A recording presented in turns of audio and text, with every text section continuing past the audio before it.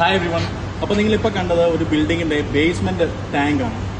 Okay, ഒരു ബിൽഡിങ്ങിന് basement ടാങ്കും വരും, അതുപോലെ തന്നെ മേളിൽ റൂഫ് ടാങ്കും വരും. അപ്പോൾ ഈ ബേസ്മെൻറ്റ് ടാങ്കിൽ നിന്നാണ് വെള്ളം വലിച്ചിട്ട് ഇത് അപ്പാർട്ട്മെൻറ്റുകളിലേക്ക് സപ്ലൈ ആണ്. അപ്പം നമ്മളിപ്പോൾ പറഞ്ഞു വരുന്നത്, നമുക്ക് വലിയ അത്യാവശ്യം ഇല്ല എങ്കിൽ പോലും നമുക്ക് ഒരു 2-3 ടെക്നീഷ്യൻസിനെ വേണം. അതായത് വാട്ടർ ടാങ്ക് ക്ലീനിങ് അറിയാവുന്ന വാട്ടർ ടാങ്ക് ക്ലീനിങ് ടെക്നീഷ്യൻസ് നമുക്ക് ആവശ്യമുണ്ട്.